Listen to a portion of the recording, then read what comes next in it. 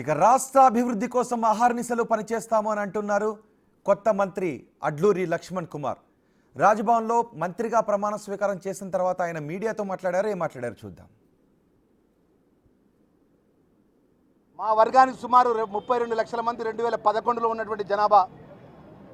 ఈ 2025 అంటే సుమారు 50 లక్షల పై చిలుకు దాటింది. దానికి మా సామెలన్న మా గౌరవ శాసనసభ్యులు అందరం కూడా మనమందరం కూడా మన అఖిల భారత కాంగ్రెస్ పార్టీ ముందు మన న్యాయమైన సమస్యను మనవి చేయాలని చెప్పి మొదలు గౌరవ ముఖ్యమంత్రి వర్యులు, అదేవిధంగా మా పిసిసి అధ్యక్షులు, మా ఇన్ఛార్జ్ మేడం నటరాజన్ మేడం గారికి మా న్యాయమైన సమస్య వారు ముందు పెట్టినాం. మా ఆరుగురిలో ఎవరికి శాసనసభ్యుడు రాష్ట్ర మంత్రివర్గంలో మంత్రిగా ఇస్తున్నా మాకు అభ్యంతరం లేదు. మా ఆరుగురం సమానంగా సమన్యాయం కోసం రాహుల్జీ ఏదైతే మాట్లాడతారో, ఎంతైతే జనాభా ఉంటుందో, ఎంతైతే ఆ జనాభా ప్రకారం హక్కు ఉంటుందో ఆ హక్కును అమలు చేసే విధంగా మాకు అమలు చేయాలని కోరినాం. ఈరోజు దేశంలో పేదవాళ్ళకు కానీ, అట్టడుగు వర్గాలకు కానీ, బలహీన వర్గాలకు కానీ, షెడ్యూల్ క్యాస్ట్ దళిత వర్గాలకు సామాజిక న్యాయం చేసే ఉన్నది అంటే అది కాంగ్రెస్ పార్టీ ఒకటే. ఈరోజు దానికి ఉదాహరణగా మా గౌరవ మంత్రిగా సహచరగా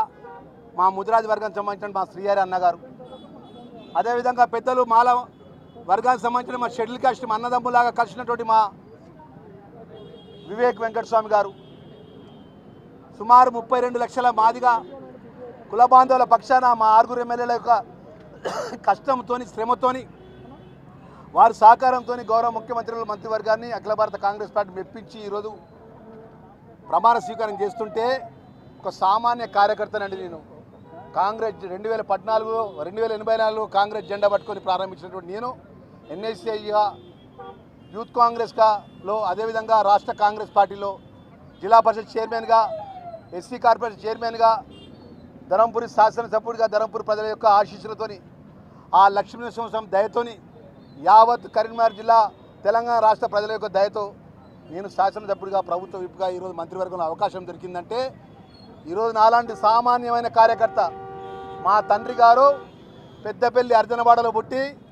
సింగరేణి కాలేజీలో గుమాస్తాగా పనిచేసినటువంటి మా తండ్రి గారు, వారి కుమారుడిగా నేను కాలేజీ లైఫ్ నుంచి ఎన్ఎస్సీఐగా, యూత్ కాంగ్రెస్గా, కాంగ్రెస్ కార్యకర్తలు, కాంగ్రెస్ జెండాను నమ్ముకున్న వ్యక్తిగా ఈరోజు ఇంత గౌరవాన్ని దక్కించిందంటే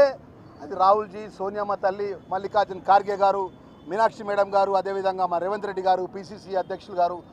అదేవిధంగా మా మంత్రివర్గం అంతా కూడా